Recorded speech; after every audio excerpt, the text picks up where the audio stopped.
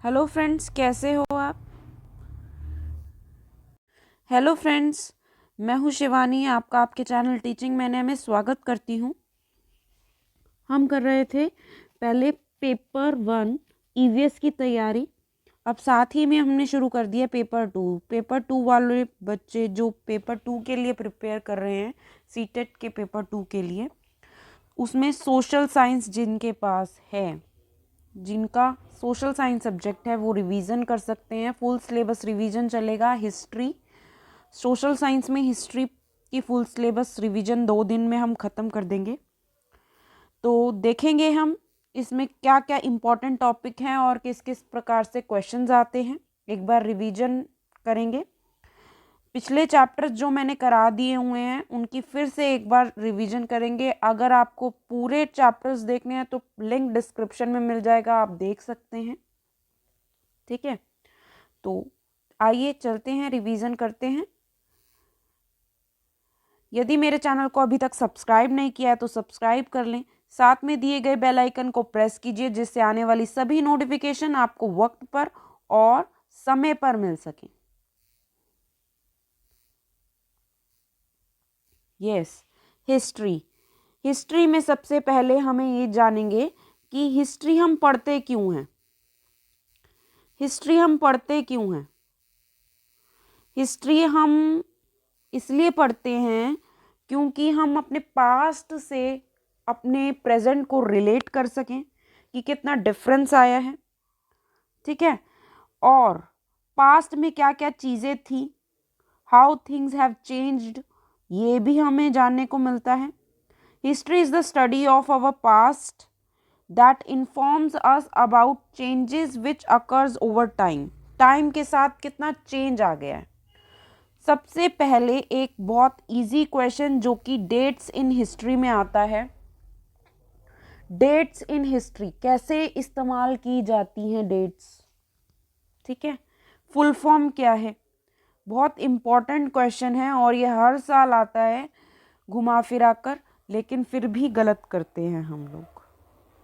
AD, AD मतलब after death होता है, लेकिन इसका फुल फॉर्म क्या होता है? एनो डोमिनी। एनो डोमिनी। ठीक है, नोट कर लो किसी पेपर पे।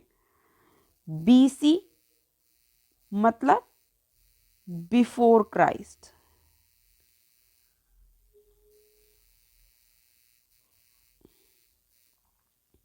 ठीक है, सीई मतलब कॉमन एरा। पिछले साल भी 2019 में जब एग्जाम हुआ था उसमें एडी का मतलब पूछा था, तो एनो डोमिनी था उसका अर्थ। ठीक है, अब आफ्टर डेथ मतलब जो अब का समय चल रहा है, आफ्टर डेथ ही चल रहा है। ठीक है, आफ्टर डेथ मतलब जीसस क्राइस्ट की डेथ के बाद का जो समय है। अगर आपको आ जाए कि 2012 को कैसे लिखेंगे, तो क्या लिखेंगे? 2012 एडी।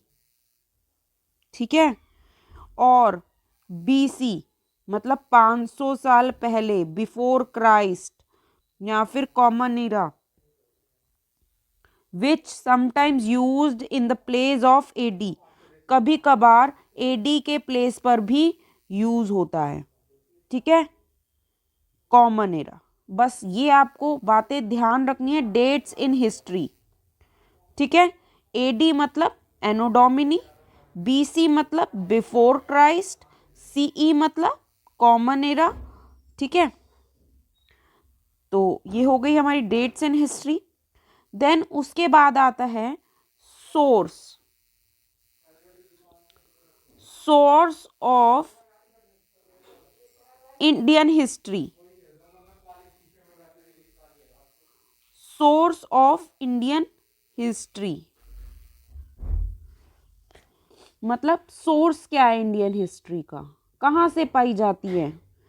फर्स्ट है source, the evidences that relate to the origin of the earlier civilization, their culture, their beliefs can be obtained from the sources available about India's history. जहाँ जहाँ से इंडिया की जो हिस्ट्री है वहाँ वहाँ से पता चलती है, उनके बिलीव्स कैसे हुए और कल्चर, सिविलाइजेशन, वो सब चीज़ें सोर्स है इंडियन हिस्ट्री की। तो वो देखेंगे कि किस प्रकार से हमें इंडियन हिस्ट्री की जो मिलते हैं सोर्सेस। मतलब फर्स्ट है लिटरेरी सोर्सेस, मैं पूरा नहीं लिखूंगी, आप मीनिंग किसी भी तरह से अपने नोट्स में लिख सकते हैं। लिटरेरी सोर्सेस क्या होता है? These includes the earlier writings where which were written by hands, hand के द्वारा लिखे जाते थे, और पाम लीव्स पर, कौन सी लीव्स पर? पाम लीव्स पर लिखे जाते थे, और on specially prepared bark of trees called birch. ठीक है, उनको क्या कहा जाता था? बर्च कहा जाता था। जो बार्क थी ट्री की, जो प्रिपेयर की जाती थी लिखने के लिए, उनको बर्च कहा जाता था। इज नोन एज मैन्युस्क्रिप्ट, जो हाथ से लिखी जाती थी उनको मैन्युस्क्रिप्ट कहा जाता था। फिर से बोल रही हूँ, earliest writing which were written by hands on palm leaves और on specially prepared bark of a tree called birch is known as manuscript। ठीक है, देन उसके बाद है however the Vedic literature, Puran, epics have no trace of political history, but have a reliable glimpse of culture and civilization of the age. Some literary sources of Indian history are Ramayana, Mahabharata, Upanishad, Jain and Buddhist literature like Dipavamsa और महावंसा, गार्गी, संहिता, grammar of Panini, Kautilya अर्थशास्त्र, मनुस्मृति, मुद्रा राक्षस, कालिदास, मालविका अग्निमित्रम, बाणभट्ट, हर्षचरित्र। ठीक है, तो ये सब जो हैं, जो पुरानी इंडियन हिस्ट्री की सोर्सेज हैं, वो क्या हैं? रामायण और इन महाभारत और कई पुस्तकें जिनसे हमें अपनी इंडियन हिस्ट्रीज के बारे में पता चलता है। ठीक है, देन नेक्स्ट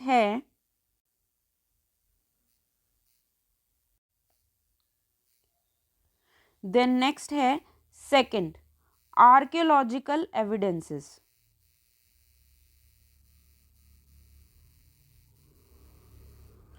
आर्कियोलॉजिकल एविडेंसेस, अब इनमें क्या प्राप्त होता है? These evidences are obtained by the systematic and skilled examination of building monuments and work of art. The credit of excavating pre-Aryan evidence goes to Sir William Jones. किसको जाता है सारा क्रेडिट जो है वो किसको जाता है? सर विलियम जोन्स को। Who established Asiatic Society of Bengal on 1st January 1784। ठीक है, 1 जनवरी 1784 में इन्होंने एस्टैब्लिश की थी एशियाटिक सोसाइटी ऑफ बंगाल। ठीक है, देन उसके बाद है, इनको पूरा क्रेडिट जाता है सर विलियम्स जोन को, क्योंकि इन्होंने एस्टैब्लिश की थी। कब? 1784 में 1 जनवरी को। ठीक है, then sir Alexander Cunningham, Sikandar जो थे, sir Alexander Cunningham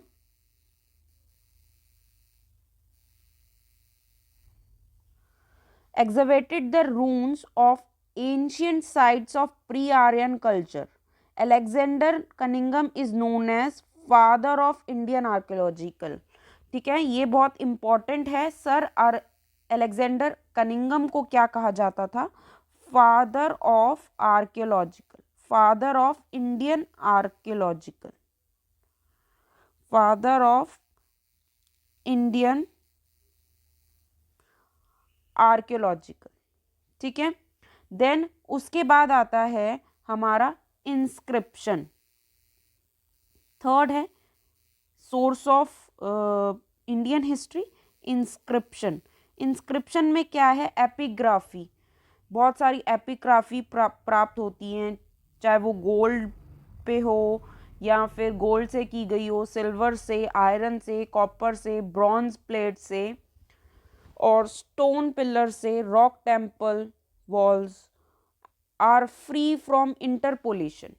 inscription are mainly of three types, तीन टाइप की होती हैं। कौन कौन सी, रॉयल इयोलॉजी, देन सेकंड है ऑफिशियल डॉक्यूमेंट्स,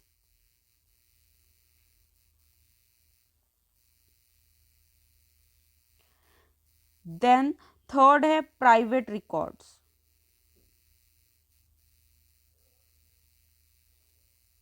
ठीक है। Most of the inscriptions in India are in Brahmi और खरोस्ती स्क्रिप्ट। ज़्यादातर जो लिपियां हैं हमारे इंडिया में वो कौन कौन सी हैं, ब्राह्मी या फिर खरोस्ती स्क्रिप्ट्स हैं। ठीक है। जेम्स प्रिंसेप, अब एक और थ्री टाइप्स ये पढ़ लिए। फिर जेम्स प्रिंसेप जो हैं the secretary of Asiatic Society of Bengal succeeded for the first time in deciphering the Brahmi script। Brahmi script को जिन्होंने पढ़ा था सबसे पहले, जानने में समर्थ हुए थे। ठीक है। कौन, जेम्स प्रिंसेप, नाम लिख लीजिए, बहुत इंपॉर्टेंट है,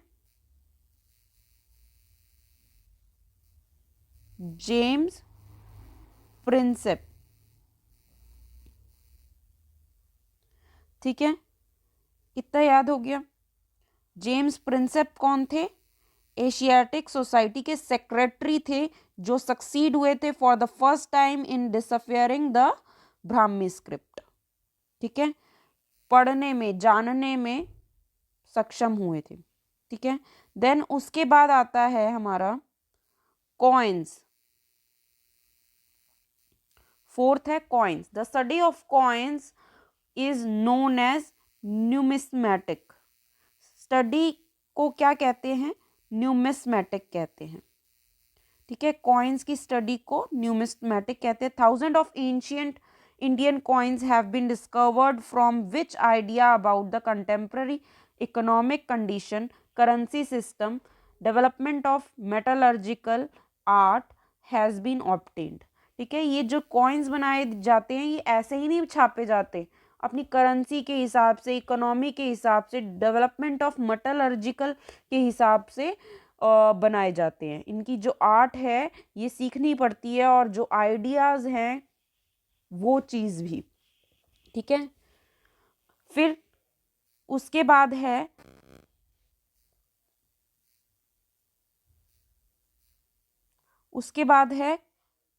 accounts of foreigner.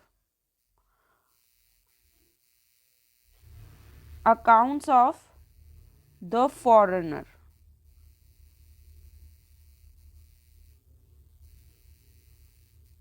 A great deal of our knowledge of history is enriched by the writings of foreigner like Megasthenes। लिख लीजिए कि कौन कौन से ये फॉरेनर्स थे। मेगास्थनीस, इंडिका,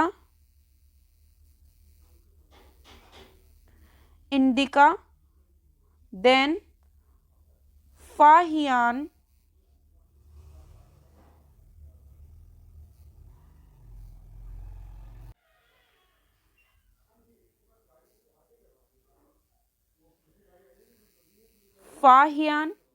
फाहियान मतलब record of Buddhist country, record of Buddhist country.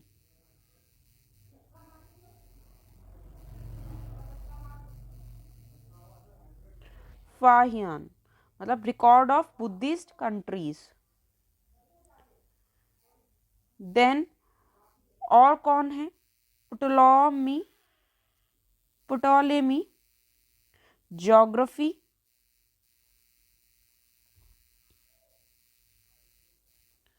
then Pliny,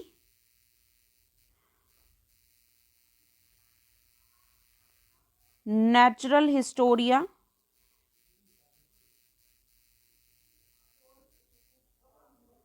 etcetera. और भी अन्य कई हैं, ये इंपॉर्टेंट हैं जो दिए हुए हैं बुक में। देन उसके बाद है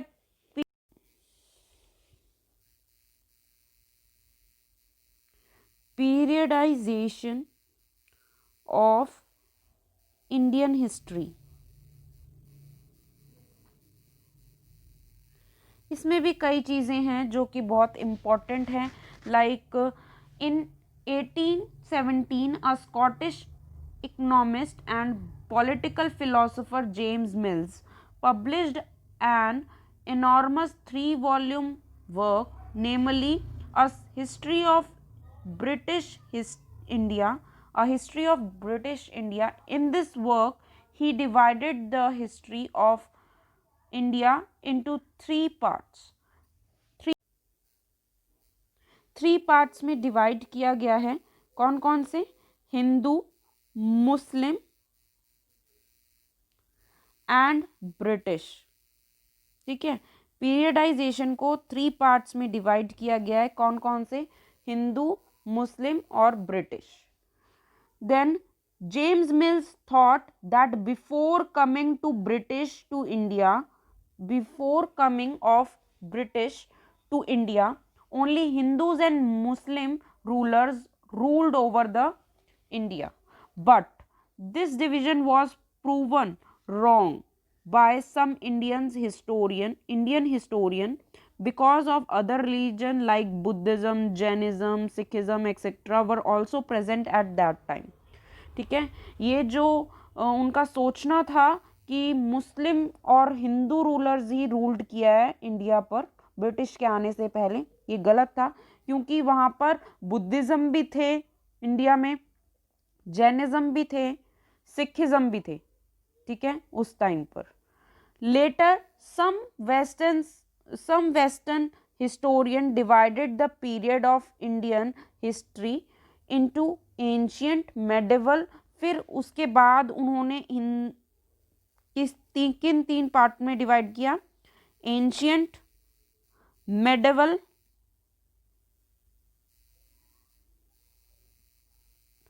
मॉडर्न। किसने डिवाइड किया? वेस्टर्न हिस्टोरियन वेस्टर्न हिस्टोरियंस ने डिवाइड किया पीरियड ऑफ इंडियन हिस्ट्री को तीन भागों में। कौन कौन सी? एंशियंट, मेडिवल और मॉडर्न। ठीक है, इन तीन पार्ट्स में डिवाइड किया। Then this division reflects the correct idea of the past, और ये जो डिवीजन है रिफ्लेक्ट करता है करेक्ट डिवीजन। ठीक है, past exactly the way it followed in the history. They believe that modern thought in India came with the coming of British. जो modern thought है इंडिया के अंदर जब आया, जब ब्रिटिश आए, दे कॉल्ड ब्रिटिश एरा। और मॉडर्न टाइम यानी मॉडर्न एरा को मॉडर्न टाइम कह सकते हैं हम, मॉडर्न टाइम, या फिर ब्रिटिश ईरा भी कहा है उन्होंने। ठीक है, मॉडर्न हिस्ट्री को ब्रिटिश ईरा भी कहा है। Source of information of the colonial period. Source क्या है कॉलोनियल, जो सोर्स ऑफ इंफॉर्मेशन है वो क्या है कॉलोनियल पीरियड की? क्या है? सर्वे। एक तो है सर्वे, देन सेकंड है ऑफिशियल रिकॉर्ड,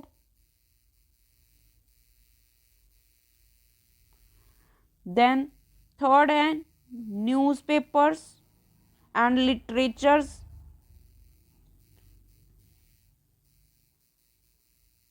ठीक है, ये जो है एविडेंसेस हैं। अब देखो सर्वे से हमें कैसे मालूम होती है information? The practice of surveying also become common under the colonial administration. The British believed that a country had to be properly known before it could be effectively administered. By the early 19th century, detailed survey were being detailed surveys were being carried out to the map the entire country. In the villages, revenue surveys were conducted. The effort was to find out all the facts which would be necessary to administer the region effectively, including topography, soil quality, flora and fauna, local history, cropping patterns, etc. There were many other surveys like botanical survey, zoological survey, archaeological surveys, anthropological surveys and forest surveys. ठीक है, ये सब चीज़ों से हमें ये सब सर्वे हुए तब जाकर हमें थोड़ी नॉलेज हुई उसके बारे में, जो लास्ट 250 ईयर्स थे इंडियन हिस्ट्री के उसके बारे में. ठीक है. Then official record. Official record क्या है? As these official record were compiled by official working for British government of understanding how the administration functioned in those days. They do not give information about the common people's life. और लेकिन उन्होंने कोई भी common people life के बारे में कोई information नहीं दिया. ठीक है. बट जो भी ऑफिशियल रिकॉर्ड थे जो एडमिनिस्ट्रेटिव को लेकर थे वो सब उसमें रिटन अप है क्लियरली, तो उससे हमें दोज डेज के एडमिनिस्ट्रेटिव के बारे में पता चलता है. देन न्यूज़पेपर और लिटरेचर. न्यूज़पेपर और लिटरेचर में क्या है? Newspaper became common after the invention of printing. many newspaper in vernacular medium were popularly among the people. These newspapers gives us glimpse of the common life and culture. Moreover, other forms of popular literature like novels, religious discourses also gives us rich information about that period. मतलब literature से और newspaper से हमको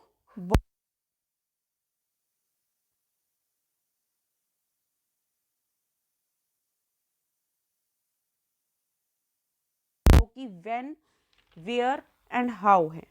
ठीक है. तो उनमें से जो प्रीवियस ईयर क्वेश्चन हैं वो देखेंगे अब कि कौन कौन से आए हुए हैं.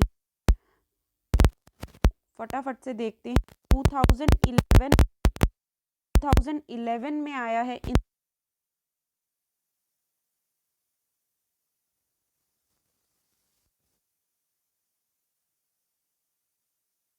3 पीरियड्स में, जैसे कि मैंने आपको बताया कि 3 पीरियड्स में डिवाइड किया था, हिंदू, मुस्लिम और ब्रिटिश. 3 पीरियड्स में डिवाइड किया था. What is the basis of this division? Division किस बेसिस पे हुआ था?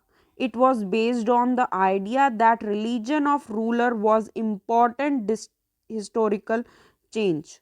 ठीक है, ये था answer. It was based on the idea that religion of the rulers was an important historical change. जो रिलीजन था रूलर का, बहुत जो बदलाव आया था. रूलर मतलब किंग, मतलब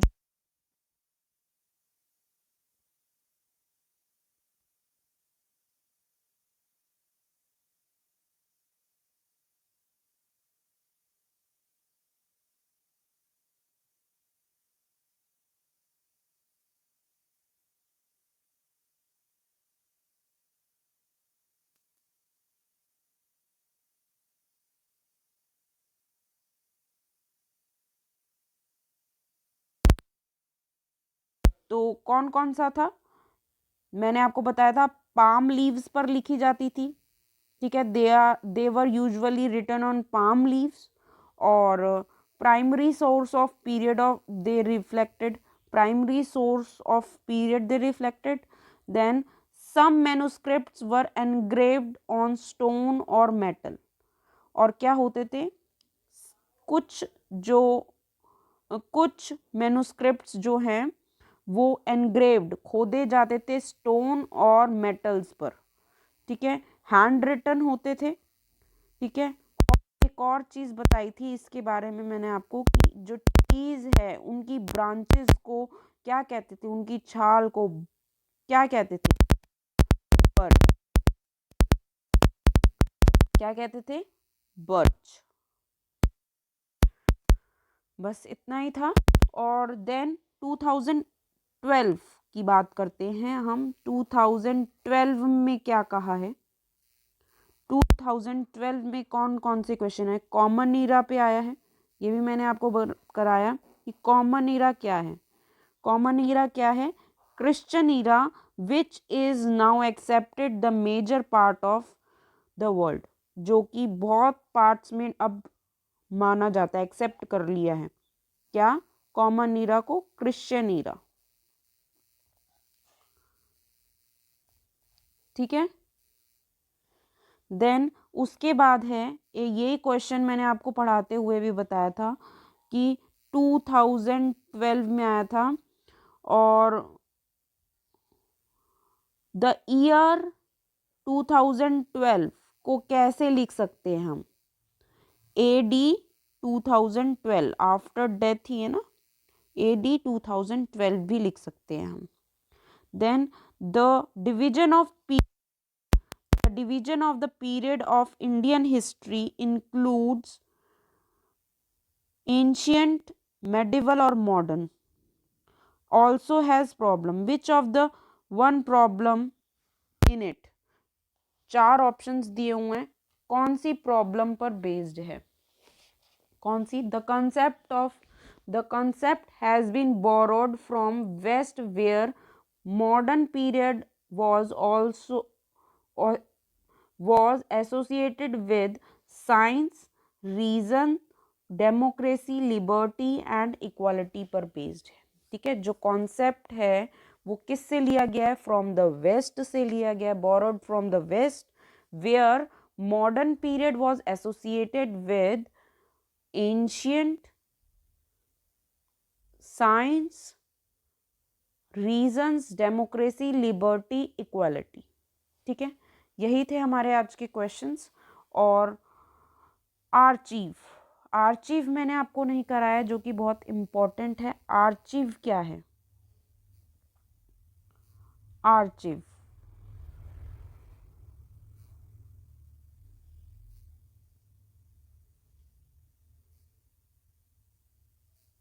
आर्चीव